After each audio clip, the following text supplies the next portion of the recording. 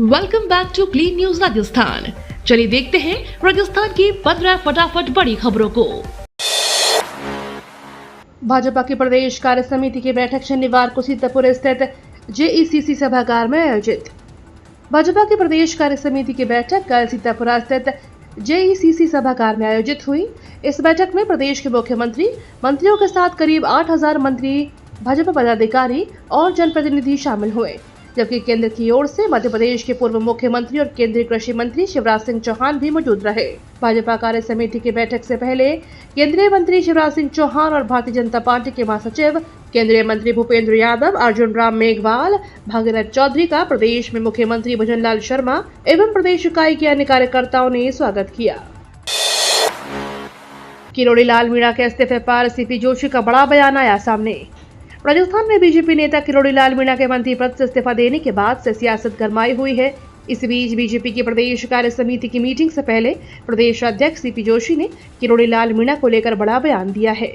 उन्होंने कहा कि किरोड़ी लाल मीणा पार्टी के संपर्क में है और मेरी भी लगातार उनसे बातचीत होती है। भाजपा प्रदेश अध्यक्ष सीपी जोशी ने बीजेपी की प्रदेश कार्य समिति की मीटिंग से पहले पत्रकार वार्ता में कहा कि किरोड़ी लाल मीणा नाराज नहीं है, वो पार्टी के संपर्क में है, हमारी लगातार बातचीत हो रही है। वे पार्टी के वरिष्ठ नेता हैं और सालों से इस पार्टी में है, लंबे समय तक पार्टी के लिए काम किया है। लोकसभा चुनावों में विदेशी ताकतों का दखल रहा, बोले शिवराज सिंह चौहान। राजस्थान के जयपुर में हुई बीजेपी की कार्य समिति की बैठक में मध्य प्रदेश के पूर्व सीएम शिवराज सिंह चौहान ने कांग्रेस पर जमकर निशाना साधा। केंद्रीय कृषि मंत्री ने कहा कि कांग्रेस झूठ बोलने की मशीन हो गई है। उन्होंने कहा, राहुल पार्लियामेंट में क्या बोलते हैं, हिंदू हिंसक है, सत्य एक विद्वान है, उसे अलग अलग तरीके से कहते हैं। आत्मवत सर्वभूतेषु हिंदुत्व है, जियो और जीने दो हिंदुत्व है। शिवराज ने कहा कि यह मेरा है, यह तेरा है, यह सोच छोटे दिल वालों की होती है। जो विशाल हृदय के होते हैं वो कहते हैं सारी दुनिया एक ही परिवार है, ये हिंदुत्व है। बांसवाड़ा उदयपुर हर घर नल योजना में हेराफेरी पर जिम्मेदार इंजीनियर्स पर गिरेगी गाज। जयपुर बांसवाड़ा उदयपुर में हर घर नल जल योजना में फर्जीवाड़े पर अब जलदाय विभाग के इंजीनियर्स का गाज गिरेगी। एमडी बचनेश कुमार अग्रवाल के निर्देश पर उदयपुर एडिशनल चीफ इंजीनियर को पत्र लिखकर कार्रवाई के निर्देश दिए हैं। राजस्थान में हर घर नल योजना का सपना इसलिए साकार नहीं हुआ क्योंकि इस मिशन में जमकर फर्जीवाड़ा, भ्रष्टाचार, गड़बड़ियां हुई। उसी का सबसे ताजा उदाहरण है बांसवाड़ा उदयपुर जल जीवन मिशन, जहां करोड़ों की लूट मची।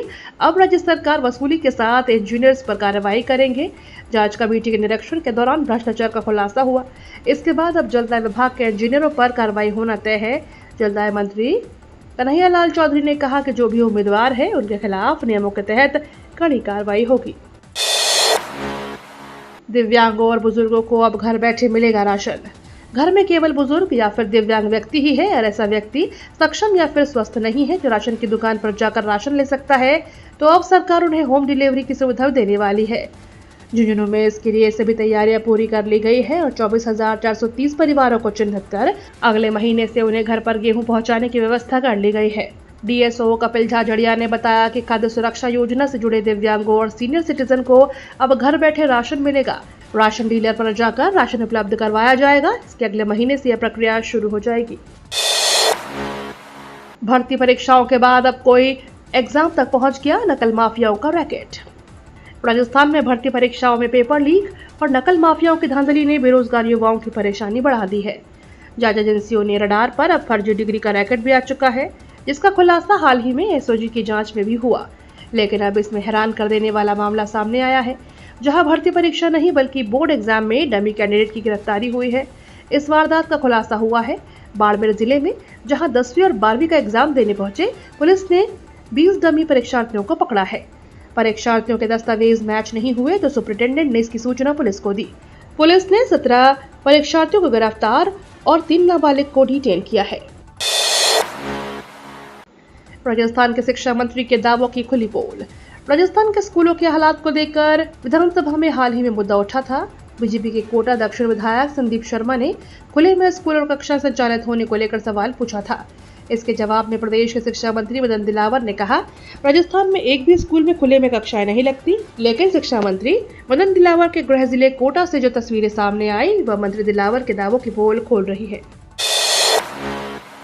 गजब घोटाला, राजस्थान के इस फर्जी यूनिवर्सिटी ने बांटी हजारों फेक डिग्री। राजस्थान में पेपर लीक और परीक्षाओं में धांधली के बाद अब फर्जी डिग्री बांटे जाने का मामला सामने आया। इसकी वजह से हजारों युवाओं का भविष्य खतरे में पड़ सकता है। आपको बता दें, राजस्थान के चूरू में स्थित OPGS यूनिवर्सिटी फर्जी है। इसका full form Om Prakash Joginder Singh university है। 2013 से अभी तक यानी 11 सालों में इस यूनिवर्सिटी की तरफ से जितनी भी डिग्री बांटी गई है सब फर्जी है। कोटा प्रशासन अलर्ट, 10 सितंबर तक धारा 163 लागू। राजस्थान में कोटा में जिला मजिस्ट्रेट डॉक्टर रविंद्र गोस्वामी ने गुरुवार को आदेश जारी करके भारतीय नागरिक सुरक्षा संहिता की धारा 163 के तहत समूची कोटा जिले में निषेधाज्ञा लागू कर दी है। जिला मजिस्ट्रेट ने अपने आदेश में कहा कि निषेधाज्ञा का उल्लंघन करने वालों के खिलाफ कार्रवाई की जाएगी। ये निषेधाज्ञा यह गुरुवार से 10 सितंबर तक लागू रहेगी। जयपुर एयरपोर्ट का इस्तेमाल करना यात्रियों को पड़ेगा महंगा। जयपुर हवाई अड्डे से उड़ान भरना और यहां उतरना महंगा होने वाला है, क्योंकि एरा ने इस एयरपोर्ट के इस्तेमाल के लिए UDF को दोगुने से ज्यादा बढ़ा दिया है। अब जयपुर से उड़ान भरने वाले पर प्रति व्यक्ति 805 रुपए शुल्क वसूला जाएगा, जबकि यहां उतरने वाले लोगों को 345 रुपए देने होंगे। सबसे खास बात यह है कि अब से इस शुल्क में बढ़ोतरी हर साल होगी। एयरपोर्ट से जुड़े शुल्कों को विनियमित करने वाली संस्था एरा ने शुक्रवार को अगले 3 सालों के लिए संशोधित टैरिफ की लिस्ट जारी की। अजमेर बांसवाड़ा ग्रीनफील्ड एक्सप्रेसवे, भजनलाल सरकार की ओर से बजट में घोषित किया गया 358 किलोमीटर लंबा अजमेर बांसवाड़ा ग्रीनफील्ड एक्सप्रेसवे देश और दुनिया में प्रसिद्ध ख्वाजा गरीब नवाज की नगरी को आदिवासी जिले से जोड़ेगा। यह एक्सप्रेसवे 2 ऐसे जिलों को जोड़ेगा जिनकी संस्कृति बिल्कुल अलग अलग है।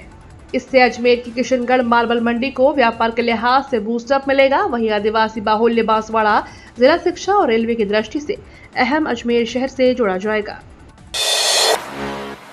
ब्यावर भरतपुर ग्रीनफील्ड एक्सप्रेसवे, ब्रजभूमि से होगा तिल पापड़ी के शहर का मिलन। भजनलाल सरकार ने अपने बजट में इस बार ब्रजभूमि भरतपुर और तिल पापड़ी के लिए मशहूर ब्यावर को भी बड़ा तोहफा दिया है।